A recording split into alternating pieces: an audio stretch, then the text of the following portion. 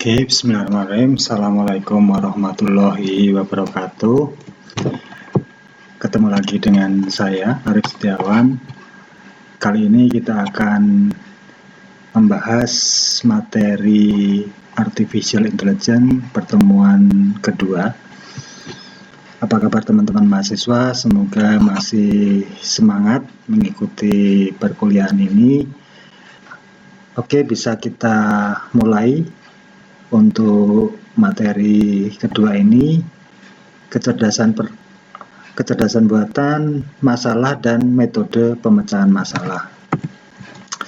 Tujuan dari pertemuan ini memberikan pemahaman tentang masalah dan metode pemecahan masalah dengan Artificial Intelligence yang meliputi representasi ruang keadaan, graf keadaan, pohon pelacakan, pohon N, atau OR, metode pelacakan, dan pencarian. Sehingga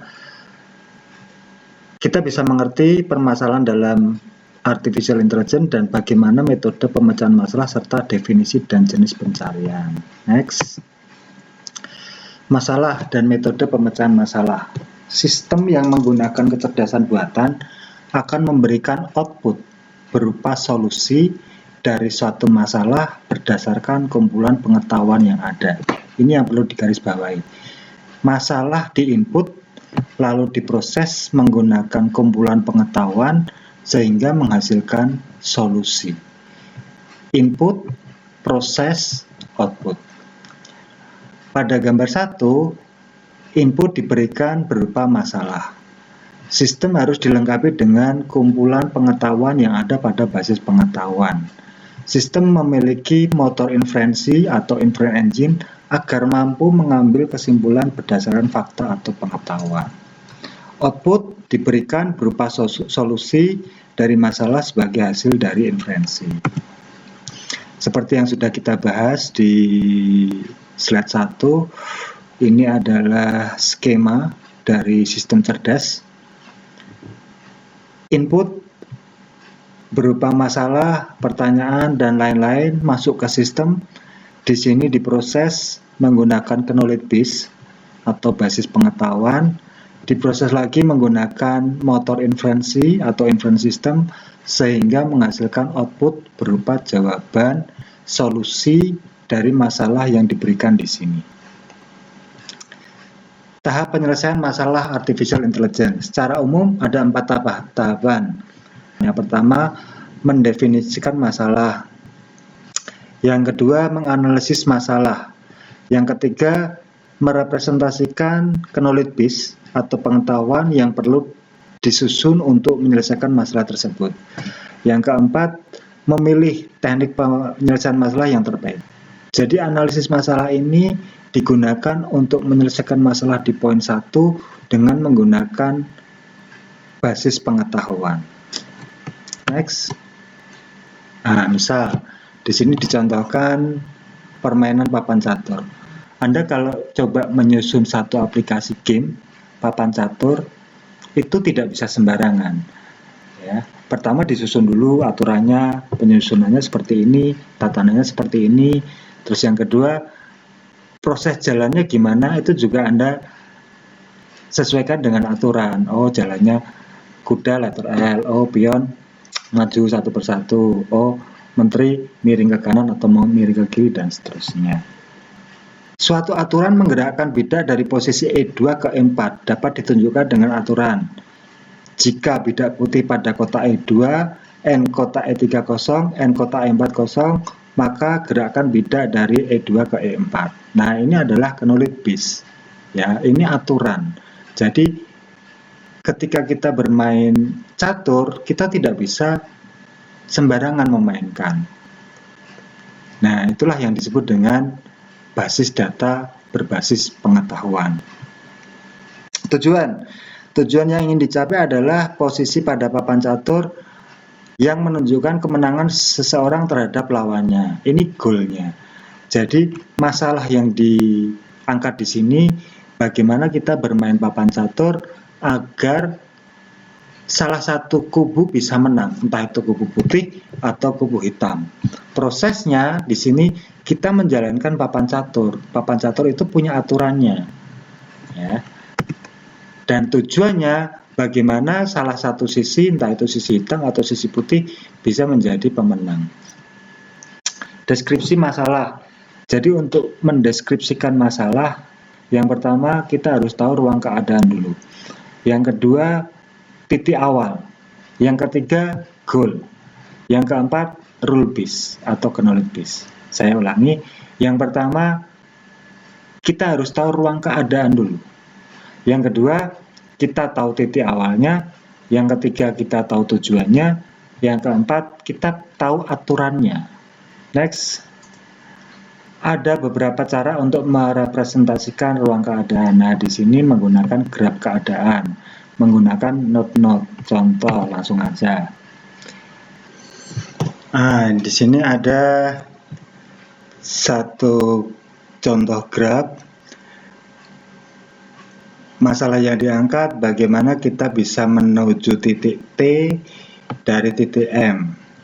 Gambar 2 merupakan graf keadaan dengan node M menunjukkan keadaan awal.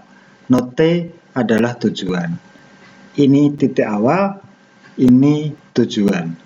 Di sini bisa melewati banyak cara. Yang pertama, M ke A, ke B, ke C, E, T. M, A, B, C, E, H, T. M, D, C, E, T. M, D, C, E, H, T.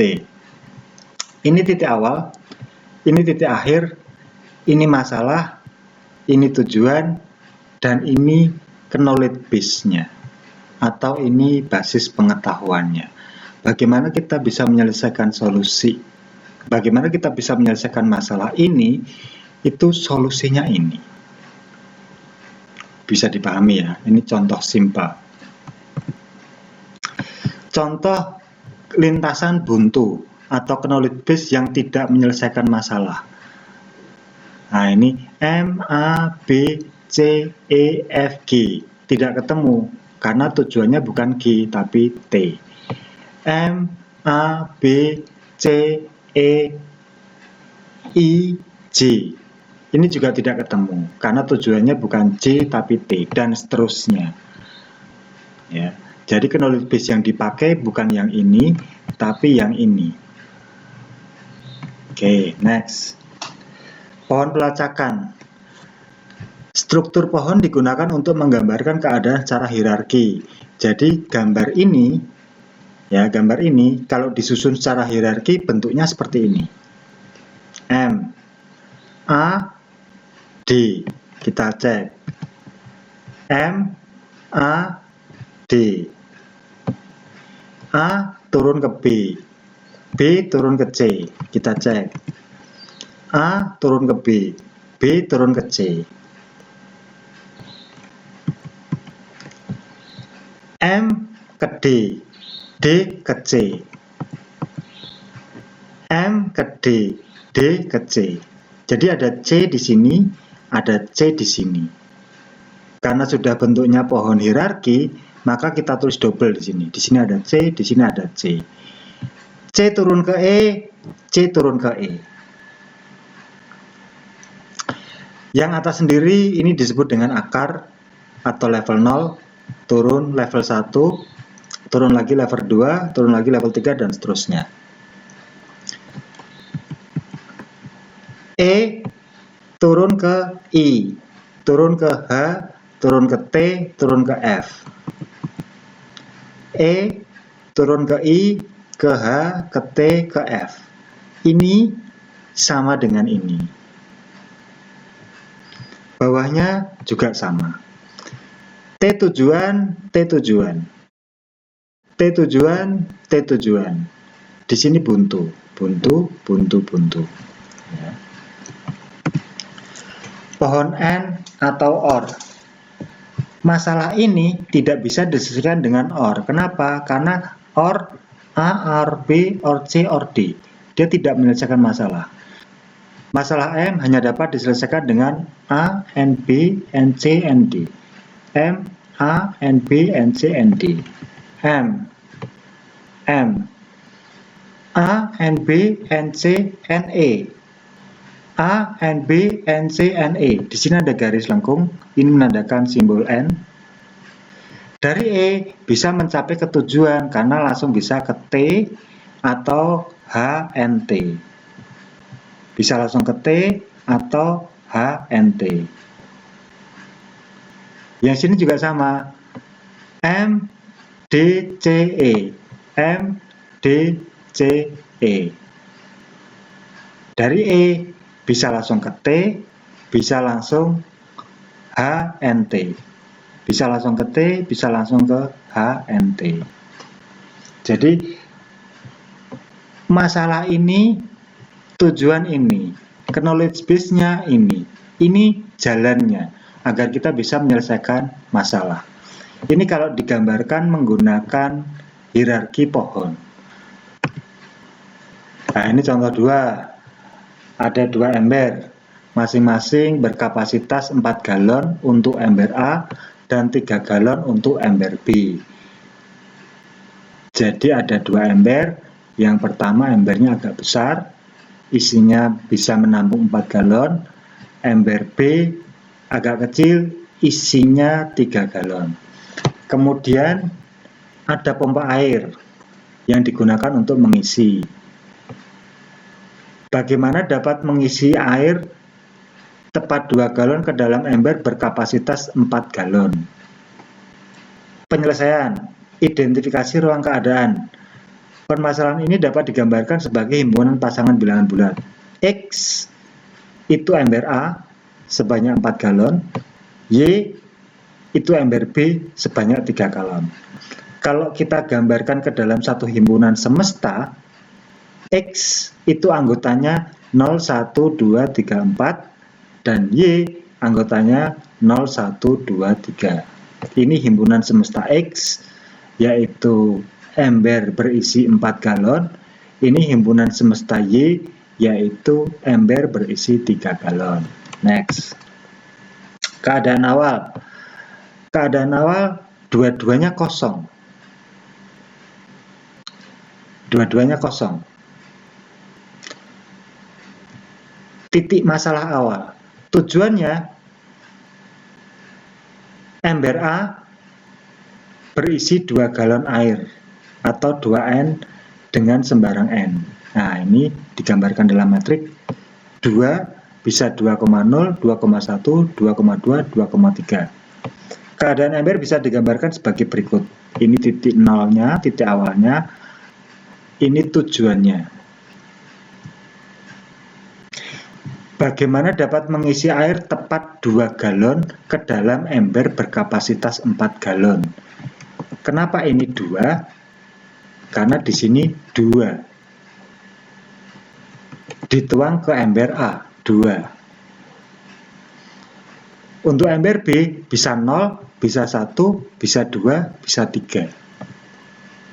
Nah, untuk menyelesaikan ini kita butuh knowledge base. Bagaimana knowledge base yang disusun? Kita bisa lihat di sini.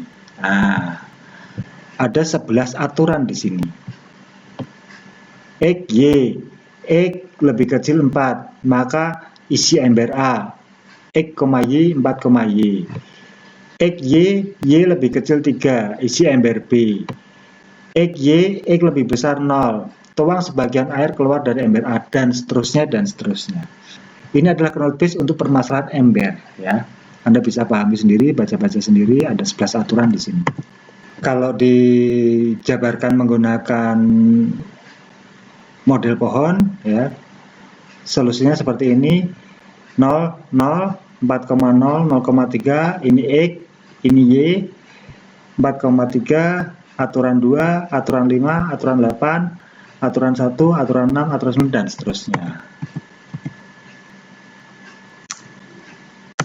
Selesai. Oke, sekian dulu pembahasan untuk slide 2. Semoga ada diskusi di sini. Silahkan Anda komen di bawah. Silahkan Anda absen online di bawah. Stay safe, tidak usah kemana-mana, tetap di rumah aja, belajar di rumah. Mari kita bersama-sama untuk memutus sebaran virus corona COVID-19. Jaga kesehatan, jaga jarak, jangan lupa cuci tangan. Oke, billahi taufik wal hidayah. Wassalamualaikum warahmatullahi wabarakatuh.